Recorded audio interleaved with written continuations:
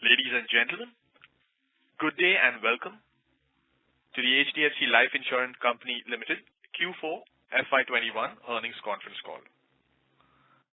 As a reminder, all participant lines will be in the listen-only mode, and there will be an opportunity for you to ask questions after the presentation concludes. Should you need assistance during the call, please signal an operator by pressing star then 0 on your touchtone phone. Please note that this conference is being recorded. I now hand the conference over to MD and CEO, Ms. Vibha Padalkar. Thank you, and over to you, ma'am. Thank you, Raymond. Good evening, everyone. Thank you for joining us for the discussion on our results for the 12 months ended March 31, 2021. Our results, including the investor presentation, press release, and regulatory disclosures, are already available on our website, as well as that of the stock exchanges. I have with me Suresh Badami, Executive Director, Niraj Shah, CFO, Srinivasan Parthasarathy, our Appointed Actuary, and Kunal Jain from Investor Relations. I will run through the key highlights of our FY21 results and would be happy to take questions post that. In terms of the current situation, the second wave does appear to be steeper than the first one. We are hopeful that its impact on public health and the economy would be curtailed by a speedy vaccination drive and discipline observed by our fellow citizens. Once the second wave subsides and significant parts of our country are vaccinated, we believe that pent-up demand would lift economic and commercial activity. We are working closely with our partners and reinsurers to ensure prompt service and claims resolution. Over the course of the year, we have settled over 2.9 lakh death claims, resulting in payouts in excess of rupees 3,000 crores.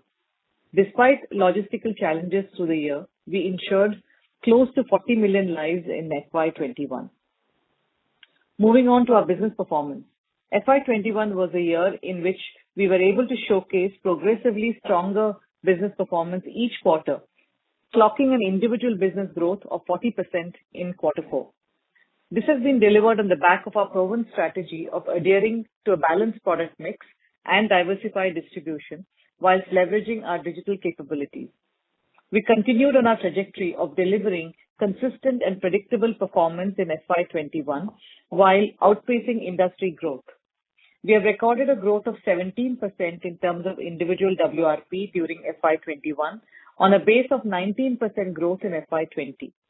The private industry grew by 8% on a base of 5% growth in FY20. We issued 9.8 lakhs new individual policies, registering a YOY growth of 10%.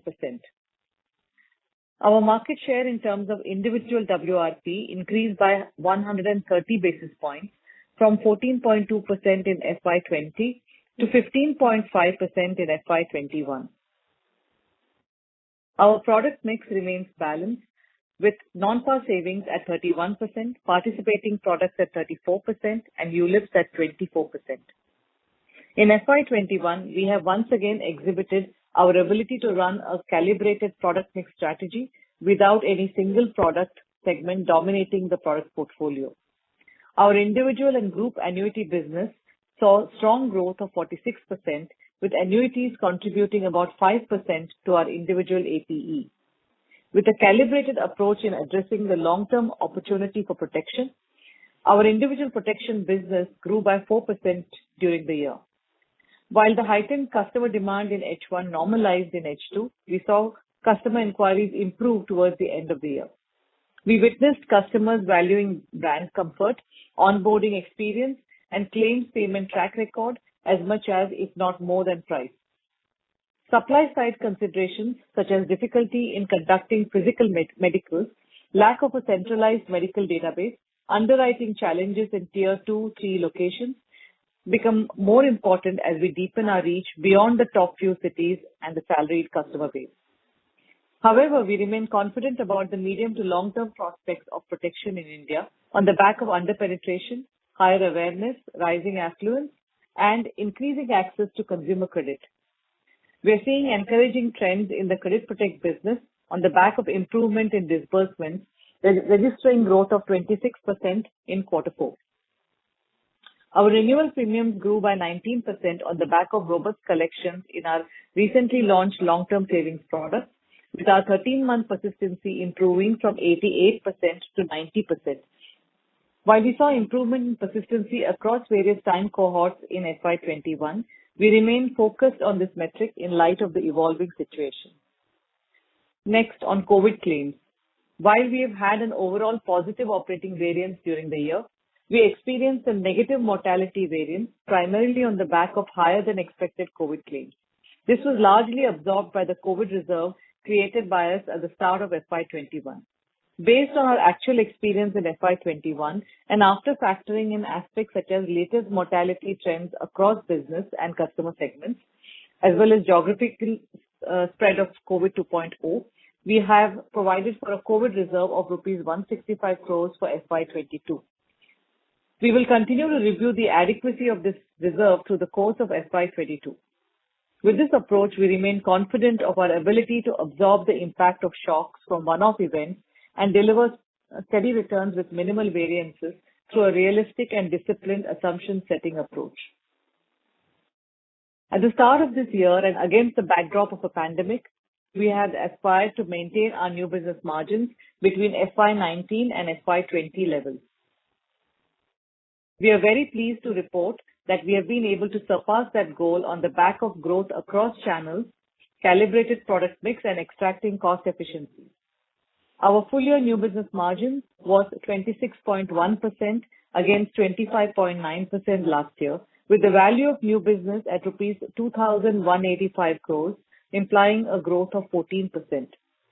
Our operating return on embedded value stands at 18.5% as against 18.1% in the previous year. Our profit after tax, post the additional COVID reserve of 165 crore, grew by 5% to rupees 1360 crores. Our solvency position remains healthy at 201%. We are pleased to announce that the board has approved a dividend of rupees 2.02 per share in today's meeting. The payout of the dividend is subject to shareholder approval. Next, on channel and product performance. Almost all our channels witnessed each quarter of FY21 getting better, with our bancassurance channel leading the pack with a growth of 29%. We saw a resurgence of growth in our proprietary channels in the latter half of the year, with agency channel growing 49% and 6% in quarter 4 and full year respectively. Towards the end of quarter 4, we started clocking business with our new bancassurance partners and are confident of gaining traction in the year ahead. We remain focused on tapping a new generation of customers through our online channel whilst expanding our geographical presence across the country, especially in non-metros. We have seen contribution of business from tier 2 and 3 locations increase to over 50% of our online business. Our focus on driving a balanced product mix backed by our suite of innovative products is enabling us to effectively meet customer demand. There has been a concerted effort to enhance customer experience, refine pricing appropriately, while continuing to responsibly underwrite new business. Coming to our pension subsidiary, HDFC Pension continues to be the largest pension fund manager in retail and corporate NPS segments, with an assets under management of rupees 16,384 crores, thereby clocking a growth of 98% over the previous year. With a base of over 7 lakh customers, HDFC Pension's market share stands at 34.4% as of March 21. We see pension as the next big opportunity and envisage the business to grow further. Next, on digital. Digital is the backbone of our growth story, and we continue to invest in technology with a view to simplifying the buying journey, enhancing service experience for customers, whilst creating new product propositions. We have included a fairly detailed view on our digital approach in our investor deck for your reference. To conclude, given the resurgence of COVID and uncertainty looming around economic and market momentum, we will continue to maintain a cautiously optimistic stance for FY22 and evaluate our approach on a dynamic basis.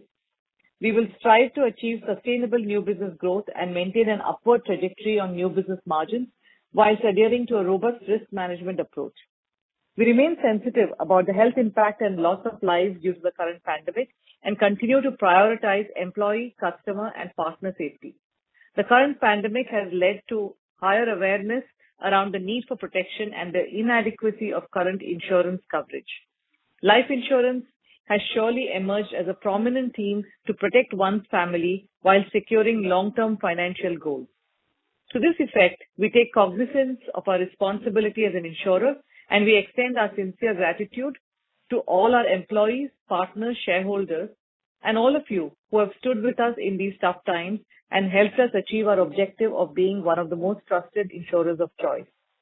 We also thank our regulator, IRDAI, for issuing several enabling notifications without which our business might have struggled. The detailed disclosure on our results is available in our investor presentation. We wish you and your family a safe and healthy time ahead. We're happy to take questions now. Thank you very much. We will now begin the question and answer session. Anyone who wishes to ask questions may press star and 1 on the touchtone telephone. If you wish to remove yourself from the question queue, you may press star and 2. Participants are requested to use handsets while asking questions. Ladies and gentlemen, we will wait for a moment while the question queue assembles.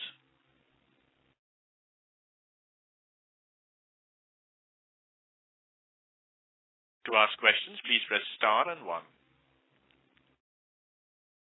The first question is from the line of Suresh Ganapathy from Macquarie. Please go ahead. Yeah, hi, Vibha. 3 questions I have got. The third one is an accounting question on COVID reserve. First is is it possible from a disclosure perspective for you guys to share the split of VNB into protection and savings? Because look, your peers disclose it, Vibha. So for better transparency, it would be good that you guys also disclose it. Hi, Suresh. I thought you had 3 questions. You want me to answer this one and then you go to Yeah. I think we can go one at a time. That would be great. Yeah. So, Suresh, a lot of these expenses are allocated expenses, as well as there are nuances in terms of a particular channel. So it's not only the segment, but there is a very overwhelming overlay of which channel is selling what. So a particular channel that sells unit link could have a very different outcome to some other channel selling unit link. So it does get fairly complicated, but certainly we'll take that into account. Okay, thanks. The second thing is on the reinsurance part. I mean, are the reinsurance guys flexing muscles? Do you think there is another round of hike which can happen this year with respect to reinsurance rates? So as of now, there is no explicit conversation or no communication from them rather that they intend to do that. But if I were to look at rates in India, they are on the lower side, and they even before the recent hikes that happened towards the start of FY21, we were on the lower end compared to and given that we are an emerging economy. So they will, I think, look at a risk profile, emerging risks, new long COVID risks of people who have recovered from COVID and is mortality signature different and so on. So it isn't entirely inconceivable that, they might do that, but nothing concrete as of now. And finally, on this COVID reserving, Vibha, you guys had some 3 billion reserving before this 1.65, right? We had we had an incremental COVID reserve of 41. Okay. You want to take that, Neeraj? Yeah, so Suresh, if you were to just simplify this into, let's say, what's happened in the P&L and what will happen and what will appear on the balance sheet. So yes. With that, and then we can, if you have any further questions or clarifications, we'll do that. So yes. FY20, yeah. the hit to the P&L was 41 crores. Okay. FY21, the hit to the P&L that we've taken is 120 plus crores. And the balance sheet number equivalent of that for FY20 would be 41, and for FY21 would be 165. After adjusting for, you'll have to take into account taxes and all of that, but very simply put, if you want to just look at what the statements capture at these points in time, this is what will be. Okay, so the balance sheet number is 165 crores, and which is what is being reflected in the EV walk, right? That's right. Yeah, okay. So, there has been some kind of an underestimation, let me put it this way, because at that time you guys thought 40 crores was enough. I, of course, understand that this is an extremely challenging situation for everyone. are you really confident that this 165 crores balance sheet number is fine, or there can be some higher number and you're reasonably be conservative with respect to this estimate? So Suresh, again, we can never be 100% sure of anything, especially in times like these. But what we can do is we can draw on what we've seen in the past and what level of prudence we want to keep here. So now, COVID is as such, it's not necessarily only to do with COVID deaths. It's basically a phenomenon. That phenomenon will result in mortality experience, right? And that, like Vibha mentioned, it will be pan out now and it will pan out over a period of time as well. So if you were to just put things in perspective, we settled around 3,000 crores of claims, as Vibha mentioned earlier in her speech, through the year, right? And if you were to look at what was at an overall level, there was some, on an overall basis, the claims that we would have settled in excess of what we had anticipated is a very, very small number of about 50 odd crores. And the reason for that is that while COVID claims would have been marginally higher than what we had anticipated, but at an overall level, the claims were lower. So what we have reflected in our operating variance is what you will see here, that overall adverse claim experiences to the extent that we've mentioned in our operating variances. What we've done to, comfort ourselves and to all of, sitting outside the business is that we have spruced up this COVID reserve, and we've also, in anticipation of any sort of adverse mortality that could happen, we've also strengthened our operating assumptions as well. So that's also reflected in the EV walk. After that, of course, we will review it every quarter because we can't be 100% sure of anything, right? Thanks, Vibha. So, Suresh, can I just come in? Yeah, sure. Actually, the expected claims, if you like, for the year was 2,350 crores or so. Against that, the total claims, I'm not splitting into COVID and non-COVID because there is a little bit of one is up and one is down. But if you look at the overall payout of claims was 2,412 crores against our expected of 2,350 odd crores. There was a gap of 50 odd crores, which was paid for by the COVID reserve of 41 crores. So by and large, our estimate was not too far out of line with what actually panned out in practice. So we were not very off, maybe by a few single-digit crores, maybe 4 or 5 crores is what the difference was between what we provided for and what actually happened. But in terms of future, like Neeraj outlined, we have various provisions that are set up for under COVID reserve 165 crores. Plus, we strengthened the mortality assumption also to the tune of 120 crores. Thank you so much. Yeah. Thanks, Suresh. Thank you. The next question is from the line of Udit Kariwala from Ambit Capital. Please go ahead. Yeah. Thank you so much. I had two questions. First is, if on slide number 37, if you could explain the point around fixed cost absorption. So that was my first question. And the second question is that the solvency today looks fine at 201%, but then we saw last year that when the markets go down very fast, the solvency could decline. Considering the kind of growth HDFC Life has demonstrated, and I think this is also reflecting the bond which you had issued earlier, what is your expectation around a capital raise? So these are my two questions. Yeah, Udit. Neeraj, you want to go ahead? Yeah.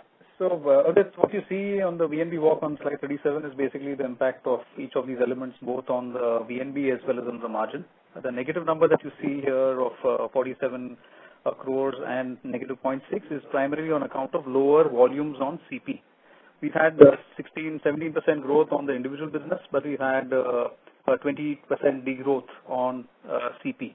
So there is some sort of investment that continues in the business, which were not fully being able to recuperate in this year. As we see the trends through the year, we got about a 25-26% growth in quarter 4 in CP. So we are fairly hopeful that as the year pans out, we will be able to change this phenomenon. But this is what happened in this period. So, Neeraj, just one point. I mean, maybe just to understand it a little better, a CP product predominantly would be, I mean, it's sold by the banks or the NBFCs, right? So it's like a variable cost, right? So if you could give more color around this, that will be helpful. Right. So It is not like an agency business where you need to maintain the agency force, where there'll be a high amount of fixed cost, right? So it may not be as high as agency, you're right, but it's not that there is no fixed cost at all, because we have, as you are aware, in excess of 300 odd partnerships across banks, MFIs, small finance banks, as well as NBFCs. So across each of these, we need to obviously have a setup which will ensure that there is a smooth processes that happen at the end of the partner. For that, there are investments that need to be made, investments in people, investments in technology. All of those things get defrayed over a period of time, because it's not something that can get completely recovered in a particular point of time. So it's an ongoing exercise, and because we had a volume impact this year, you're seeing this number in this period. Through this period prior to this, we've had growth in the segment, so you would not have seen this prior to this. Okay. And on the solvency? So on solvency, now there are a couple of elements there. You're aware that solvency as of now is 201%. We had this market impact in March of last year, which resulted in our solvency dipping by about 12%. We saw that last time. Keeping that in mind, we did raise some debt earlier in the year, as you're aware, which helped us, create that further cushion of 15%. So Vibha also mentioned we've declared, the board has approved dividend which will get approved by the shareholders, recommended dividend which will get approved by the shareholders in the upcoming AGM. We've taken account of that as well while looking at the dividend bit. So the solvency would still be upwards of 190%. And any sort of equity impact is something that we can look at in that context. So it bakes in all the elements that we've seen in the past, and the sub-debt raise was actually on account of that.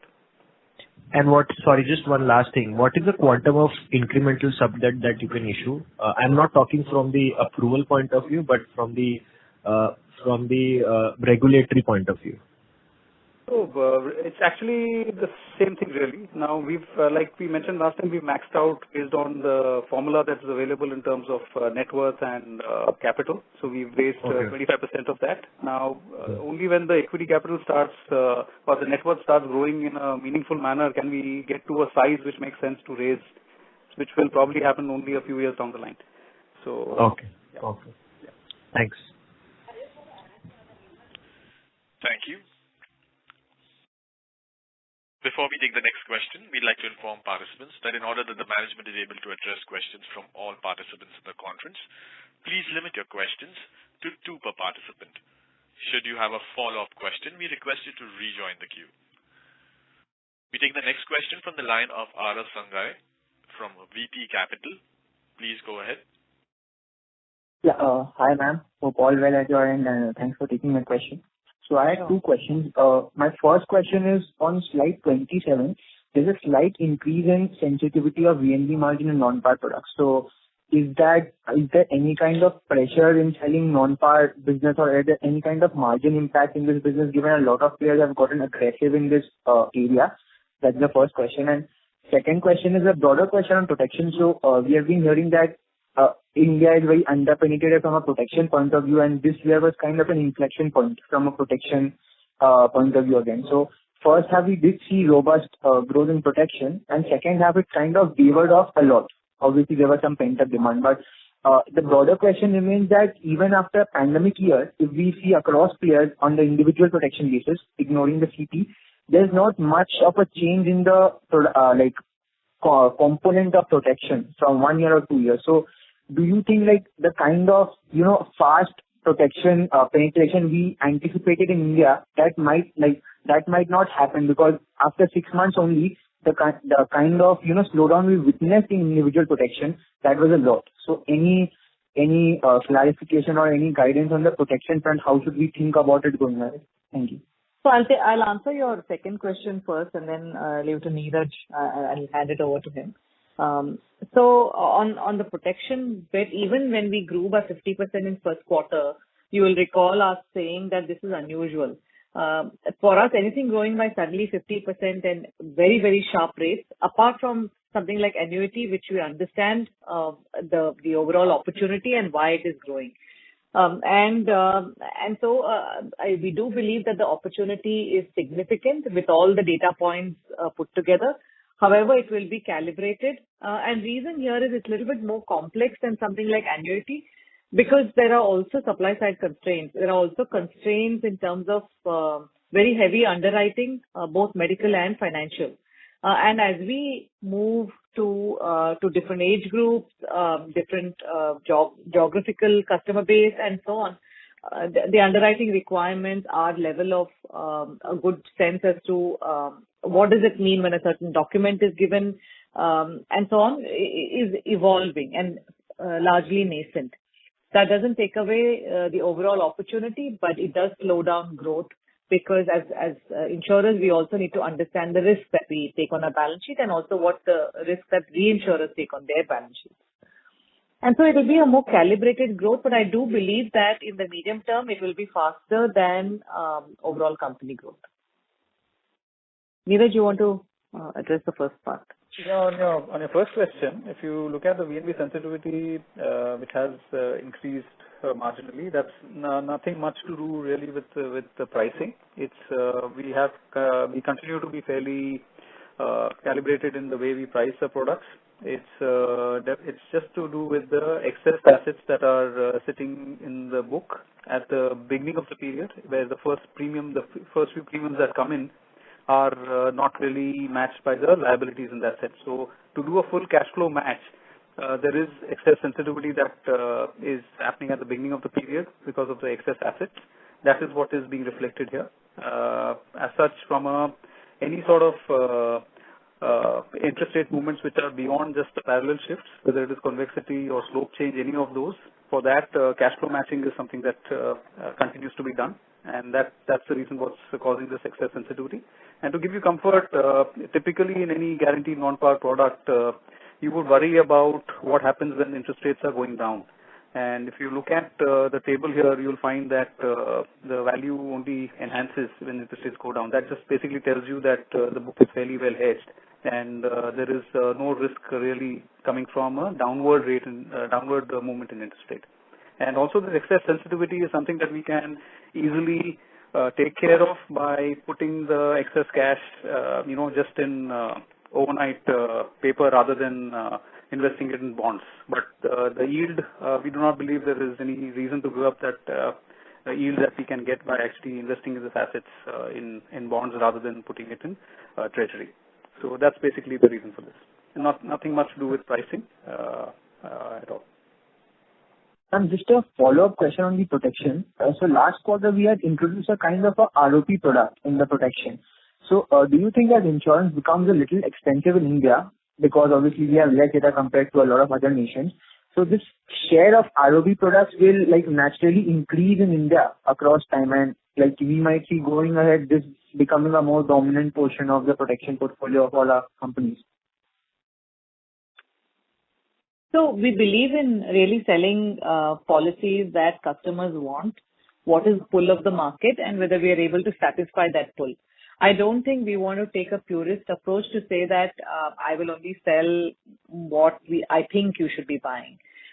Because any kind of insurance is better than no insurance. So if it is ROP, so be it, but at least that individual will get a fairly significant amount, anything up to 200x cover.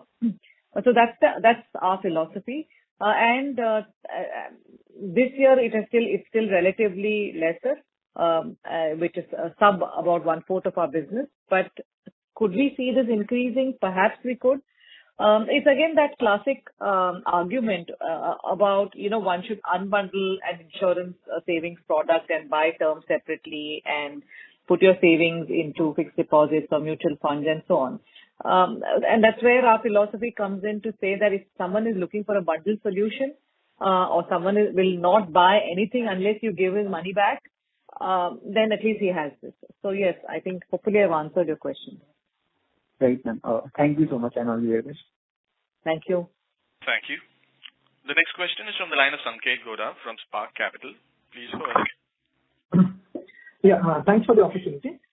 So my question is on the margins. So in 9 months FY21, when we reported margin of 25.6, when we look at the VNB walk, the product mix change contributed 10 bits to the margin expansion. But now if I look at FY21, the product mix change contributed almost 150 basis points to the margin expansion.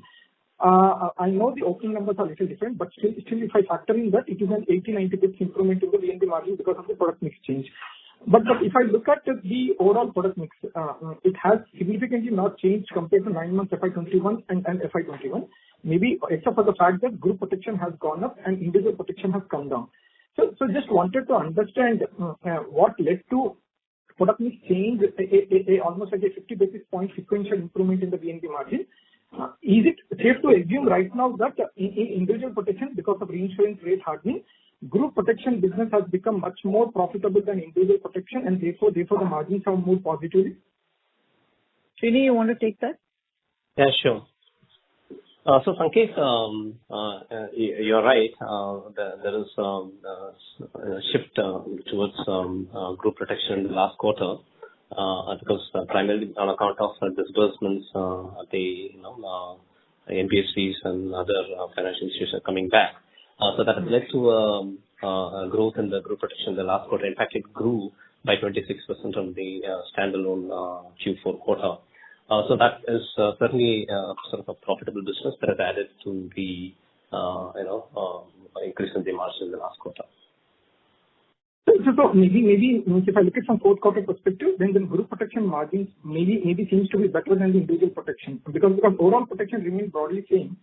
Still margins expanded. So that's a easy means a normal conclusion to make.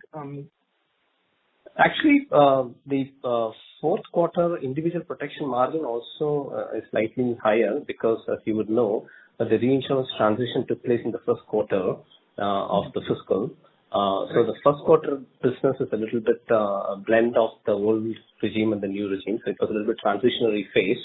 So therefore, the 9 months, when you compare with the 9 months figure of individual protection standalone versus standalone Q4, I think individual protection also has a slightly higher margin than what we saw in the 9-month individual protection. Okay, got it. So I have one more question, maybe two rather. So one is on the EV walk. So you assumption changes. You said that it's 180 crores.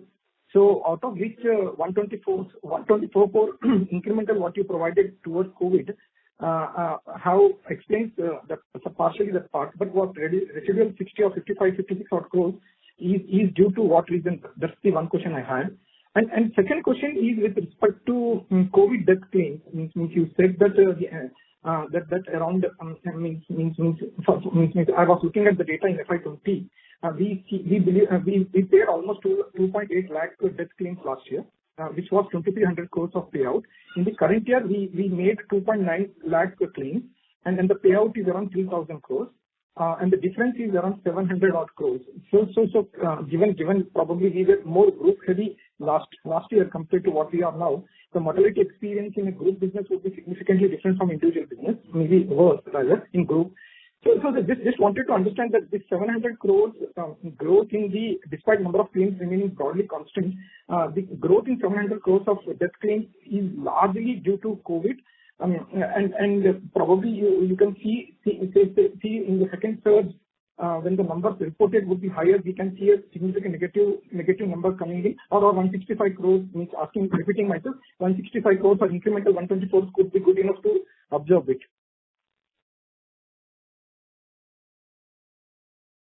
So I think I didn't quite catch your first question on the EV walk. You're talking about the operating variance there, or you were talking about the assumptions change?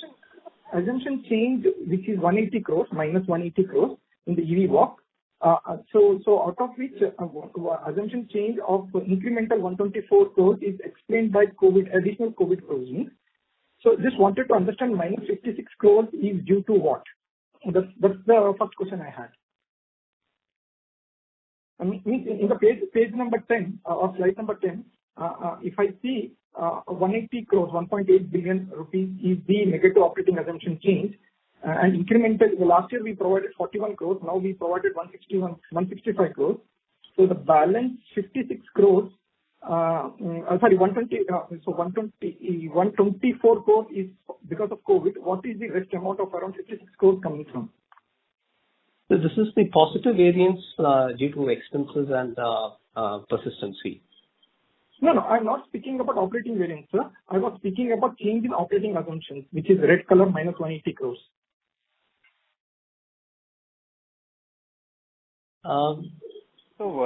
Srini, that is more in terms of you have the COVID reserve sitting there. We also have strengthening of assumptions, mortality assumptions as well. So there is a positive operating assumption change for expenses and persistency based on the favorable experience. On the mortality, in addition to the COVID reserve, Sanket, there is also strengthening of assumptions on mortality at an overall level as well. Oh, okay. So basically, you can simply say that specific to COVID, you provided incrementally 124 crores, but additional, you have even strengthened your mortality experience, so it became 180 crores. That's right. That's right. So last year, if you recollect, we had strengthened the persistency assumptions, and in expectation of mortality adverse becoming adverse, we had made some assumption change on strengthening on the mortality as well. But overall, the assumption change was positive because of the expense variance. This time around, we have a positive in persistency and expense, but on mortality, in addition to the COVID reserve, there is additional strengthening of mortality assumption as well, which we had done last year as well. Okay. So Neeraj, one small thing, mortality experience of 50 crores in that 0.8 operating variance number.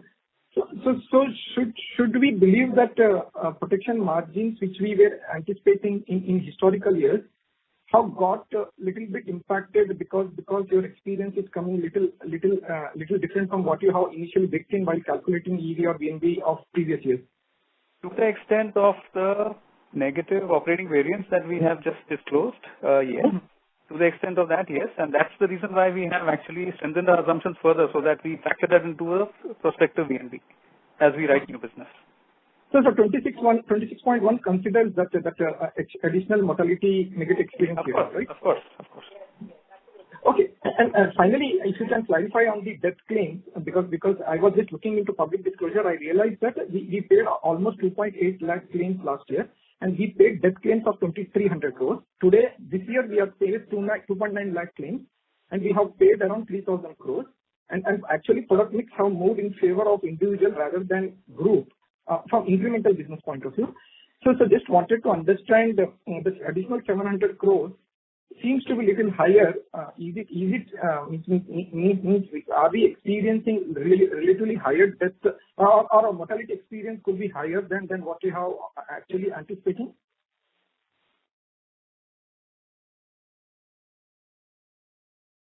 So, Sanket, the 700 crores you are comparing with what last year numbers, is it? Or last year public disclosure numbers, if I see where you give a statement of death claims paid, so I can see that in FY20 you paid a claim of around 2,300 crores for 2.1 lakh claims. Now that number is 3,000 crores for 2.9 lakh claims. So average ticket size has already gone up, and also the absolute number seems to be very high. So the book has also grown, right? So it's not like it's the same book. The book, since we keep writing new business every year, the overall book size also keeps growing. As a result, the number of claims that you expect from that cohort also keeps growing. But if you really look at the expected claim, what we need to look at is how much did we provide for setting claims versus how much actually turned out in practice. So if you look at the expected claims in rupees crores, all claims put together, it's COVID or non-COVID, net of reinsurance, our numbers is 2,350 odd crores is what the total expected, including, all claims, including COVID as well. Now, compared to that 2,350 odd crores of expected claims, the actual claims, including COVID, were 2,412 crores. So there was a gap of about 50 crores. And within this 50 crores, this 50 crores is also funded by the 41 crores of COVID reserves that we set up at the start of the year. So there was hardly like a single-digit figure of crores extra claims is what actually occurred in the last fiscal. Okay. Yeah. That answers largely my question. Thanks. Okay. Thanks. Thank you. Before we take the next question, a reminder to participants to please limit your questions to 2 per participant. The next question is from the line of Prakash Kapadia from Anived Portfolio Managers. Please go ahead. Yeah, thanks for the opportunity. I have two questions. If I look at ULIP, why is it that, ULIP, despite capital markets doing well, actually, not growing on a low base? And if I look at the absolute value of ULIP, it has been trending down. So, it's like, if I compare that, but 2 years ago, it's been lower. That's the first question. And second, as we step into FY22, obviously the second wave has, taken most of us as a shock. So, what are we seeing? Because last year we had a very low base. So, what kind of momentum are we seeing, especially in, non-metro cities? If you could give some color, that would be good. Suresh, you want to go Yeah. on the... Yeah. Yeah, so the first one I'll take on the UL. Frankly, like we have always mentioned that we've always believed in a very balanced product mix strategy.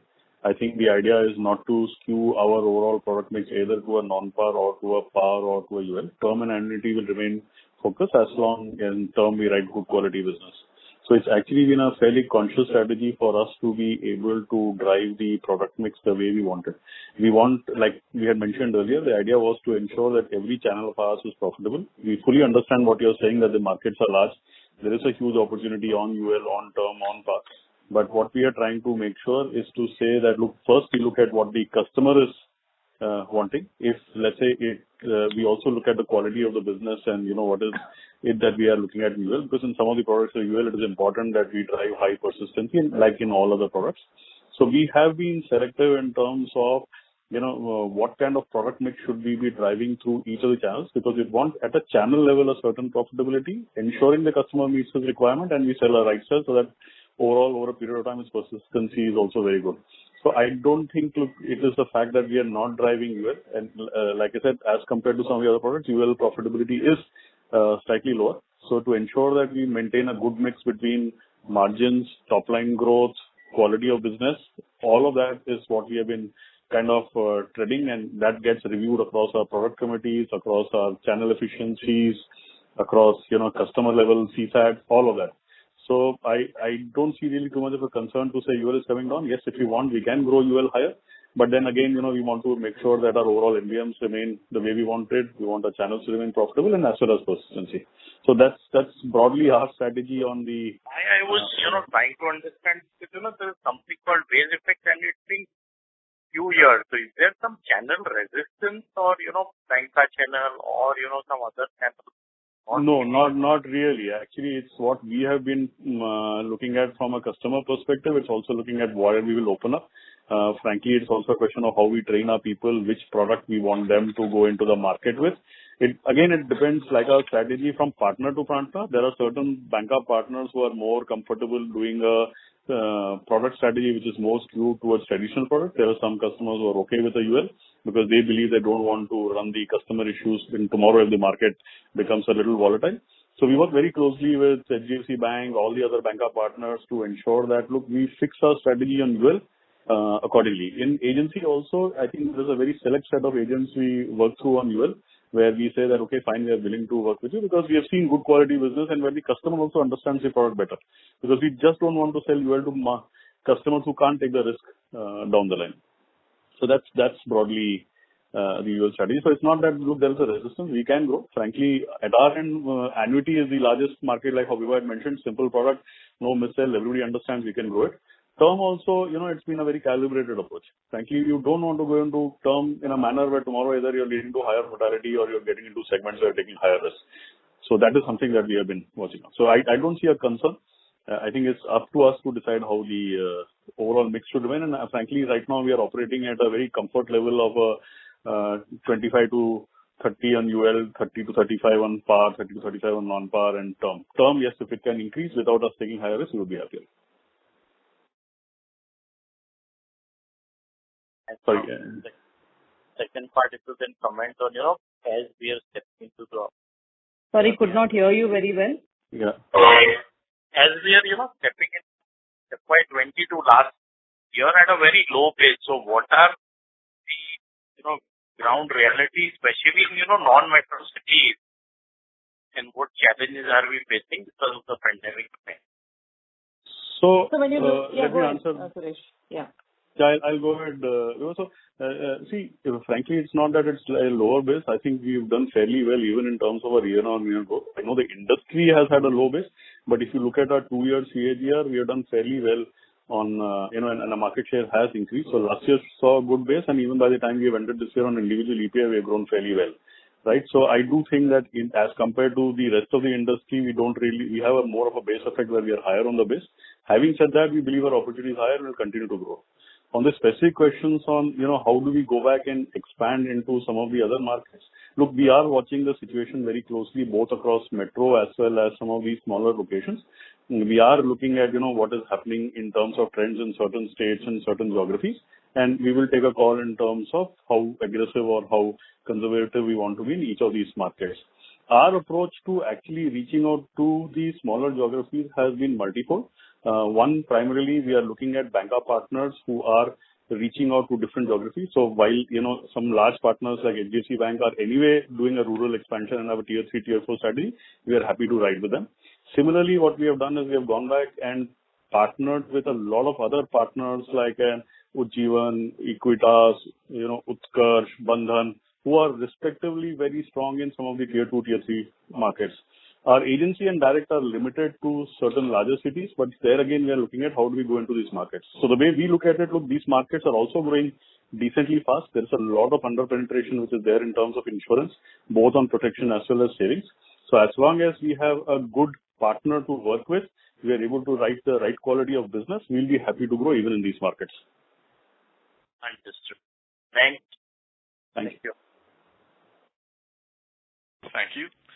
The next question is from the line of Deepika Mundra from JP Morgan. Please go ahead.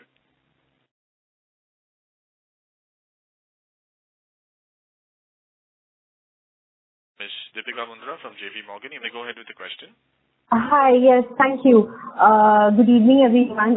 So I just had a couple of questions.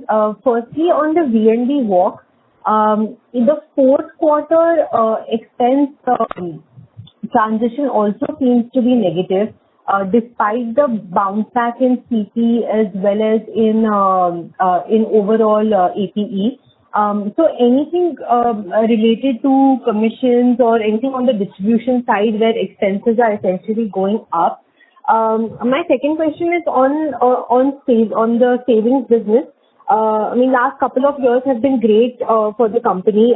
So just wanted to understand if this lockdown or partial lockdown in states is impacting the momentum to a certain extent. And between the traditional businesses, between par and non-par, do you see any particular tailwinds again in either of those two lines, between any of those two lines going into next year? Thanks. So, Deepika, on your first question, I'm not sure if I got it right, but for the full year, yes, there is an expense impact negative, which we did mention a little while back as well. That's because of lower CP volumes for the year. And also, I think Srini covered earlier as well in terms of Q4 versus Q4. Largely, it was on account of a product mix, while it was covered in terms of overall protection remaining the same, retail being lower, group being higher. So that was more in terms of Q4 to Q4. But on a year-on-year basis, the expense negative impact was only on account of lower CP volumes. I don't know if I missed any part of the question. Yeah, so just to clarify specifically for fourth quarter, for instance, if I take it by difference of FY21 versus 9 months, for fourth quarter also the expense impact is a tad negative, and which had basically turned around in 3Q because of the pickup in the business. So I just want to understand that why is expense again negative? Yeah, so last year it was definitely the partial lockdown situation that we had, and that was basically the result of that. This year, like we said, it is on account of CP for the full year. For Q4 this year, there is no negative expense impact on NBM, if that's what you're saying. Okay, all right, okay. Q4 to Q4, the margins have expanded from 24.3 to 27%, right? Yeah. So Deepika, Okay. we're not sure where you're picking up the Yes, expense negative in quarter four. that's right. The rupee value obviously will be higher because of this Yeah. the growth, but actually there's been a better expense defraying in quarter four, and thereby Okay. resulting in much higher margins of 27% for the standalone quarter four. Okay. So maybe just some rounding off from my end. Okay. So just on the Yeah. On the second question in terms of, on the partial lockdown and what kind of tailwinds you're seeing in savings, Deepika, our point is that, look, it's too early in the year to look at the April, but we get a sense from the ground in terms of what's happening. Frankly, in some states, in some markets, like you can read across, there is a fair amount of concern in terms of the number of cases which are there. So again, from our side, frankly, the advisory is very clearly in terms of employee safety, in terms of partner safety, and financial consultant safety. So we have again gone back to say that, look, work totally on remote. Our strength is on technology. Our strength is in terms of being able to manage the entire sales process end to end. You saw that in Q1, Q2, Q3 of last year, where we were able to grow much faster than the industry, while we also degrew in Q1, but our ability to come back in terms of growth was fairly fast. We do sense a little bit of an apprehension on the frontline sales as far as I see, given what is happening in the market, and rightly so. So you will really get the full impact on the partial lockdown in terms of the business over the next. We are watching it quarter on quarter. Frankly, we would like to do the same as what we did last year. While there is clearly an aspiration to grow, we'll watch it quarter on quarter and evolve as the market grows. There are a few of our branches we've had to shut down because of being in geographies where, there are high number of cases, or some of our ops guys have got affected. And we monitor that on a daily basis through a task force. And those are operational calls where we can clearly see some business impacted. There is a little bit of a slowdown in the last few days, and we are okay with that because, look, it's a long-term business in any way. In terms of tailwinds on certain products, yes, look, frankly, all said and done, it also depends on the customer on the term as well on the savings. Last year when we went into this, people were really not sure whether they had their jobs intact or their businesses will get affected. There is still a little bit of a worry, but probably not the same level of concern now that the vaccines are there in place. So you will find that people will migrate to insurance because the awareness is there and the ability to pay is slightly better. And I think now that the second wave is fairly serious, a lot of people who were on the borderline of taking a decision will come back. So we'll see higher awareness and higher inclination to buy these products. So I don't think the slowdown will be like the way we saw in Q1 and Q2 of previous year. But operationally, yes, we will see a little bit of a slowdown because people will not go for medicals. Our sales force will probably have to work only on remote, and that is not as fully effective as what could have been earlier.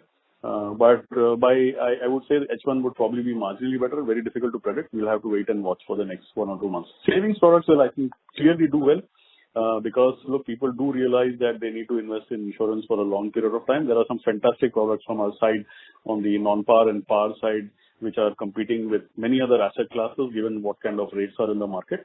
So I would say savings products will continue to do well, given the kind of where the customer has to put the money somewhere, and they will migrate it into insurance, is my opinion. Okay. Thank you so much. Thank you. The next question is from the line of Hitesh Gulati from Haitong. Please go ahead. Yeah, good evening, everyone. Thank you for giving me the opportunity. Also, congratulations on a very good set of numbers. So my question is, what would be the quantum of COVID death claims paid by us on a gross and net of reinsurance basis? Neeraj, go ahead. You want to give the number? Yeah, so Hitesh, the COVID death claims paid were about 145 crores on net basis. Gross basis was 231 crores. And number of claims were 2,324. Thank you. Before we take the next question, we'd like to inform participants to please limit your questions to one per participant. We take the next question from the line of Madhukar Ladha from Elara Capital. Please go ahead.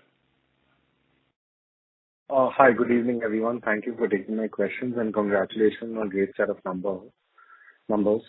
Most of my questions have been answered. I just wanted to get a comment on what sort of persistencies are you seeing in the guaranteed non-par segment? Are they above what we have budgeted or below and some sense on, what those numbers are? Yeah, we are seeing a very good uptick. It is 93%. We have put out the numbers here. Of course, the numbers here are the entire traditional book.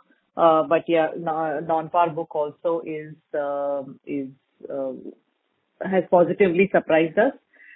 We were expecting robust, but it's trending extremely well. So yes, and as a consequence, we are also quite happy that down the line, in terms of all the future cohorts, also should continue to stay robust. So very much in line with our assumption.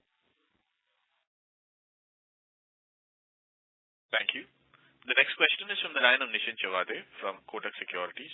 Please go ahead. Yeah, hi. Am I audible? Yeah, Nischint, go ahead. Hi.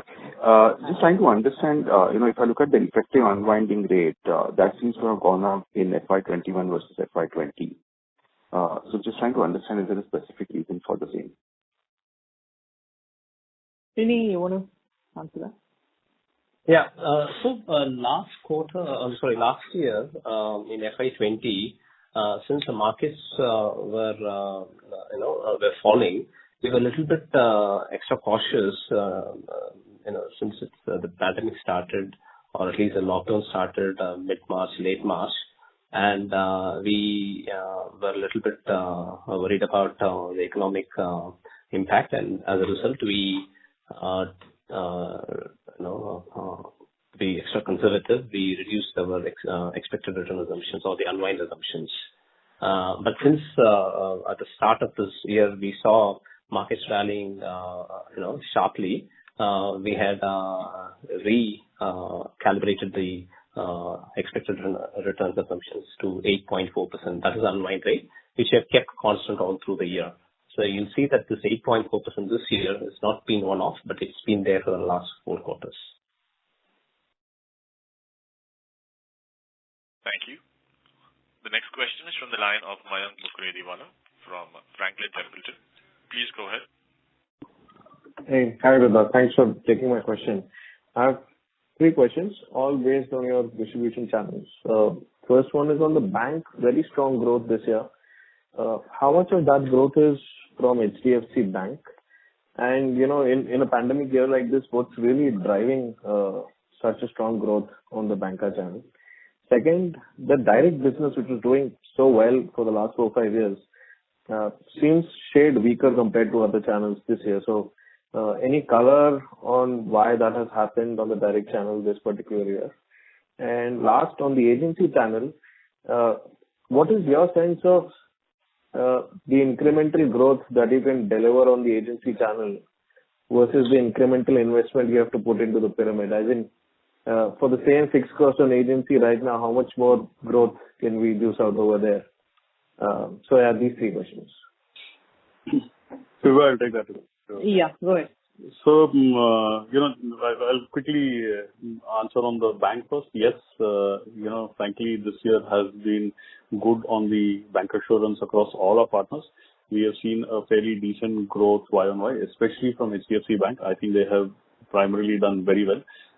2, 3 reasons. One, I do believe that they have done very good work in terms of their distribution expansion, in terms of the specified persons who are there. There is a full-fledged understanding, training, and they picked up at the right time. Since it was an essential services, the banks were open even in the initial 6 months. Asset businesses were a little low, I guess, and in any case, all these specified persons were at the branches.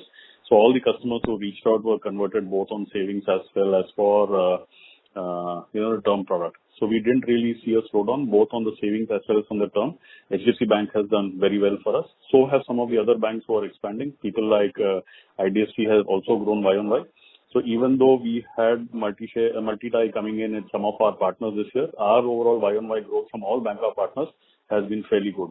I would say, one, because of the fact that they continued through the entire pandemic period in some form because of essential services. 2, a lot of relationship with the customer level were leveraged in terms of being able to sell insurance because the customers were more aware. 3, a lot of effort by our team in terms of mapping each of the branches, and there's been a lot of effort that we have done in terms of strengthening our whole bancassurance proposition with our partners on the product, as well as all the support in terms of what we can do on conversion. So I think all of it came together, and frankly, this year bancassurance performed. On the direct business, your point is valid. We did see a muted performance. We kind of expected this also. Direct business is primarily our sales force who's on the ground, and there are 2-3 verticals through which we typically do this business. The primary large business line that we do it is through the what we call the BCS or the branch sales model for us, which is through our HDFC Life branches. Now, given that, look, while we were essential services, we were only servicing our customers for critical needs on claims and maturity which were happening at the branches.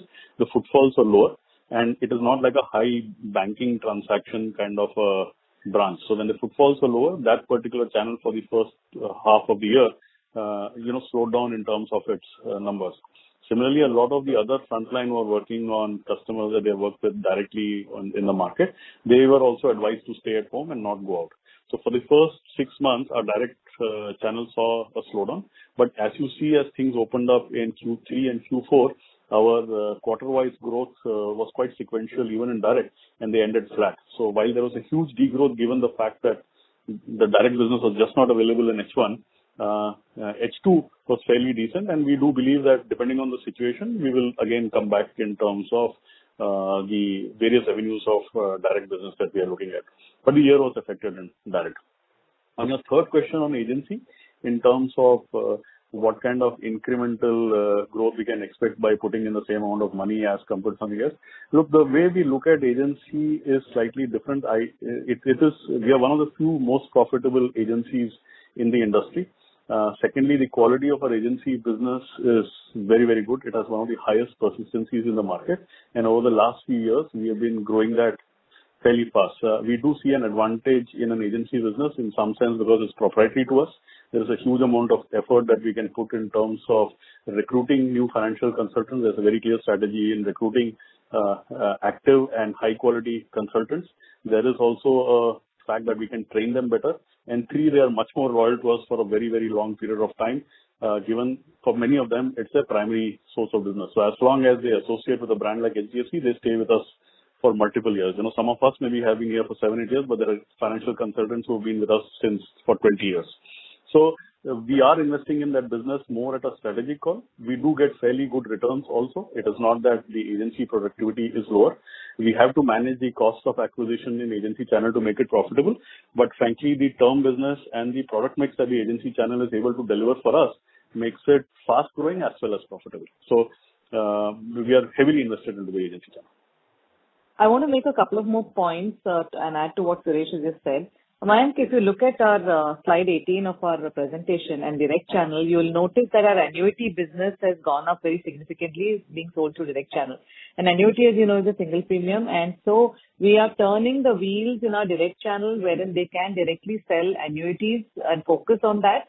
And so they need to do a lot of running to deliver the same level of EPI. But yes, it will take a year or so for us to turn the wheels there. And so optically, it will look like the EPI is flat, but a lot more profitable.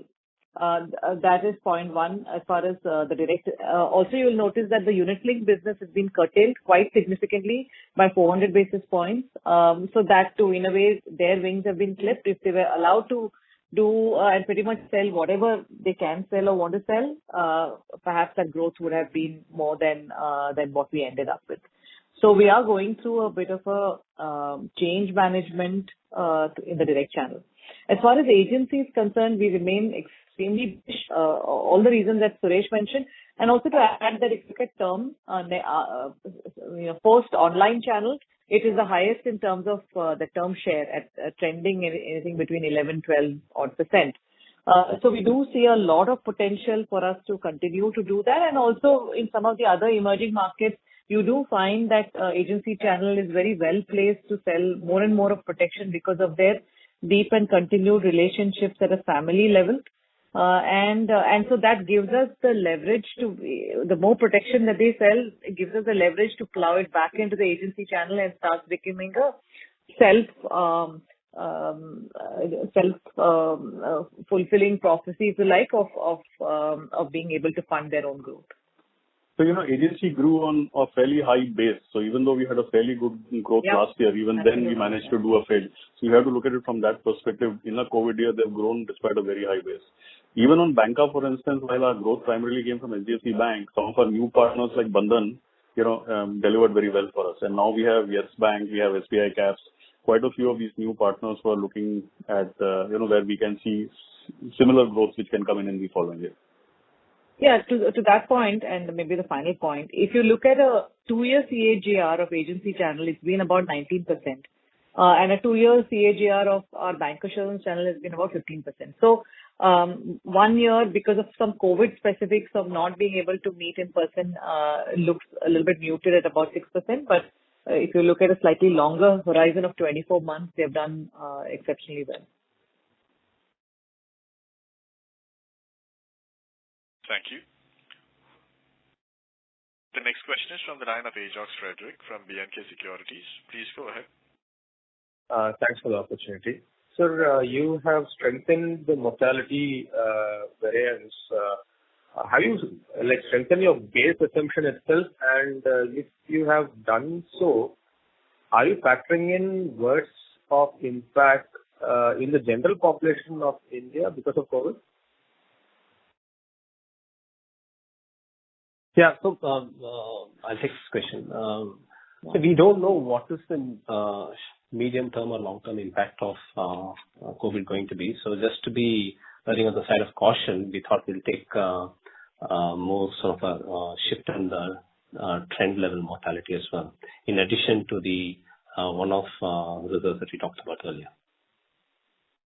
So, just to get this right, probably if you are having better experience, you will reverse this base assumption in future, let's say 2-3 years down the line, probably. Yes. If we do, if we get a better experience, we will reverse gradually, yes.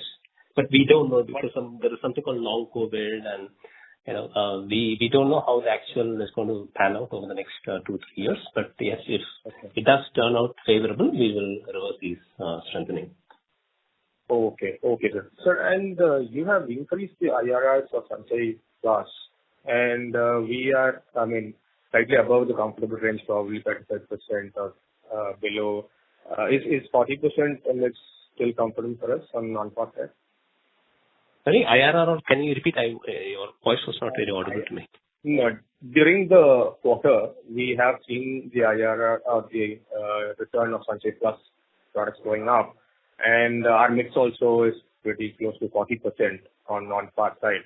Are we comfortable with the 40% mix, or do we expect the mix to be reined into 35% on non-par side? Non-par was 30%, if I'm not wrong.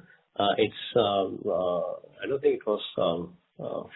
It was 31% for the full year.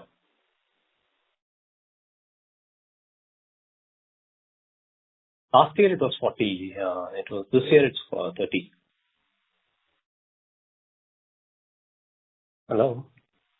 Yeah. Was I audible? Yes. I can hear you. Non-par sales will be just 21%, and unless you're including annuities in it. The overall non-par. So annuity is a significant portion, right? That's about 5-6%. Non-par is just about 30-32%. That's the range we'll be targeting, right? We will be in that range, 30-33%. 30-35 is what we're comfortable with, and of course, it depends on how the environment is and customer preference, but broadly that range, yes. Got it, sir. Thank you for those answers. Thank you. The next question is from the line of Prayesh Jain from Yes Securities. Please go ahead. Yeah, sir, thank you for the opportunity. Just one question is on your VNB margin trajectory. Shiba, you mentioned that in your opening comments that you are expecting improvement in margins in the to come. So this would be driven by premium growth. Obviously, we're looking at premium growth. My question is more on profitability of individual segments. So you think that the protection margins are likely to improve from what we've seen in last year, mainly because of the fact that Q1 was a low margin quarter. So yeah, there could be some push from there. But what about other products? You had mentioned during the year about par profitability improving. because of the larger tenure. And so what is the sense on what will drive the VNB margin expansion in the next year? So we have a philosophy wherein every channel is company level profitable or in the long term, as well as like Suresh alluded to, agency channel being in fact more profitable, as well as every segment. So it is a mix and combination of all of these which help in giving that margin accretion. So it is not just one factor like protection or non-par, but and that's the point I must have made on the last call. And so if I were to understand your question, yes, par very much contributes towards the margin accretion, and will continue to do that. And also judicious product mix at a channel and sub-channel also plays an important aspect. Plus product innovation, hitting the market. There are so many products that we've been the originator of those products, whether it's a deferred annuity or whether it is in the non-par space, wherein Sanchay Plus has almost become synonymous with the category. And now Sanchay Par Advantage. So all of them do their bit in helping with the margin accretion.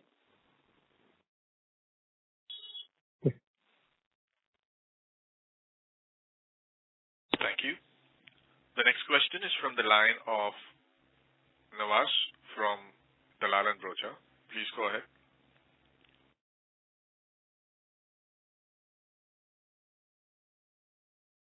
Nawaz from Dalal & Broacha, you may go ahead with the question. There seems to be no response. We'll move to the next question. The next question is from the line of Nidhesh Jain from Investec. Please go ahead. Thanks for the opportunity. So also in the VNB walk, we see a assumption change negative impact of 70 basis points. It is entirely because of mortality, or are there any other assumption change which has impacted this? Srini, you want to? Only mortality. Yep. So the expenses and persistency were both positive, and we set up this 165 crores of COVID reserves, and net of taxes is also part of this assumptions change. Additionally, we also strengthened the mortality assumption also, which is to the tune of 120 crores. So the negative items in the assumptions changes are only due to mortality. Sure. And in our protection sales, so what will be the share of our online channel and web aggregators respectively? And how do we see the increasing influence of web aggregators specifically on the protection sales? On your second part of your question, web aggregators actually started off largely selling protection. But now, at least for us, we are diversifying very well, and really the customers of web aggregators pretty much buy the entire suite of products. And that is really the maturing of any channel. And you'll see on slide 18, this is of course combined online channel. But you will see how, say, non-par was 0 in FY18, and that's trended upwards from 18% last year to 29% in FY21. So that is, like I said, the maturing of a channel, and we're quite happy with that kind of an outcome. Neeraj, do you want to give some of the split details? Yeah, so aggregators tip around 4 to 5% of our overall business in this. And like Ruha mentioned, the remaining within the aggregator space, it's about after diversification, it's about 35 to 40% would be protection, the rest would be savings. So that's a significant shift over the last few years. Also, in terms of geography, the shift has been fairly significant. Tier 2, Tier 3 contributes a fair bit of the business there, upwards of 50%. Apart from that, the online business would be people coming to our website directly, and also some of our traditional distribution partners having a full end-to-end online journey. So that would be our overall business on online. Thank you. The next question is from the line of Shyam Srinivasan from Goldman Sachs. Please go ahead. Hi, thank you for taking the question. Just continuing on this online one, I recollect you put it under direct channel, right? And that number was 50% of direct was online. Would that number be right? That's right.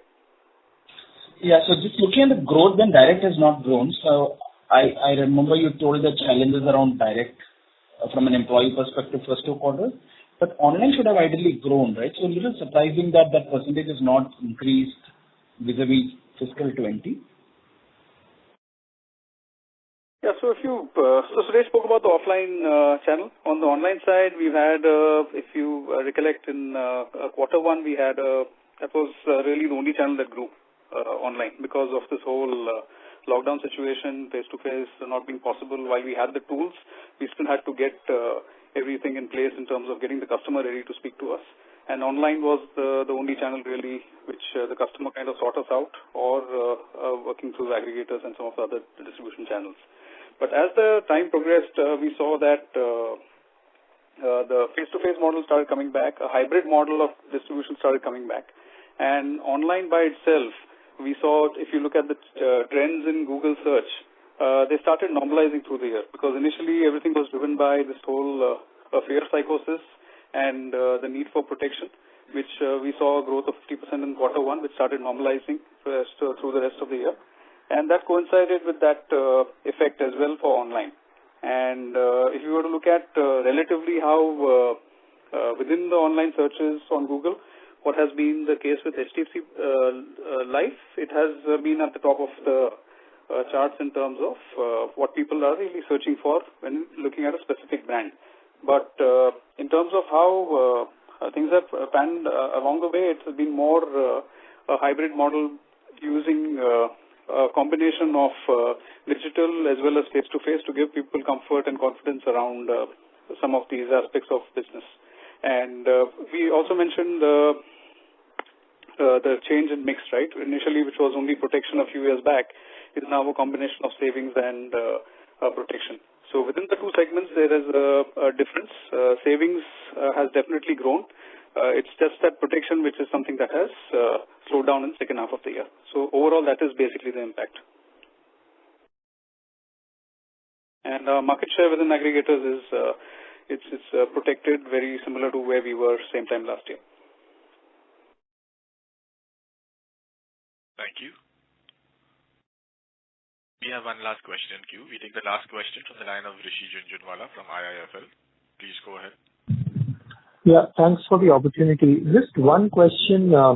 You split out your online, business as well. So just wanted to understand, can you break down how much of your business today you can do, completely digitally, right? And spread across distribution channels, given that the regulations and other things have been eased off in the past 1 year because of COVID in terms of eKYC and all.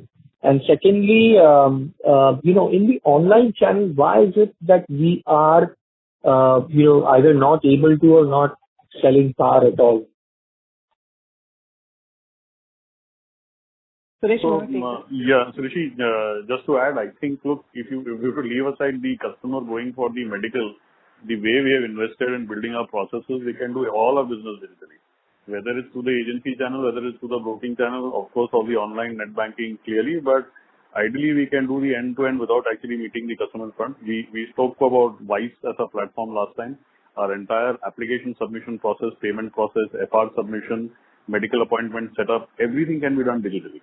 Right, which is why if you see the online contribution overall through net banking of our banker partners as well as our own online website is significantly high, and a lot of customers are now looking at. So the way we always look at it is there is an assisted online and unassisted online. Unassisted online is still very small, but technically everything can be done digitally, and I think we have invested fairly high on that. So this is exactly what we are telling our teams even now, to say that, look, you don't really need to go out and meet a customer. Yes, there are some products where the customer would like to meet face to face. So follow all the safety protocols in meet. But as far as possible, you can actually sit and do this end to end from your branch or your home or wherever it is required. So that's where we are in terms of the digital journey. In terms of PAR being sold through the online product, so there are certain products which come in easier in terms of explanation, ease of conversion, as well as the customer adopting on certain sites. Our non-PAR product proposition on Sanchay Plus was very, very strong. So the way we look at the entire online journey is customers who are able to decide end-to-end by themselves and are able to search and you have some assisted. And in term was obviously the first primary product which can come in. But given that non-PAR proposition is quite strong and people are able to explain this product proposition, that has also got built up. PAR in some sense will still take some time for customers to adapt to going online and figuring out because there are a lot more questions which they probably want to ask. But as we go one with more digital tools, and second, when customers start buying the second PAR product, the first PAR product may be a face-to-face. As they go and look at the product that they have already bought earlier, you will see a little bit of migration happening even on PAR products. Got it. And just to wrap up, can you remind me once again about the reason for increase in sensitivity to interest rate? Thank you.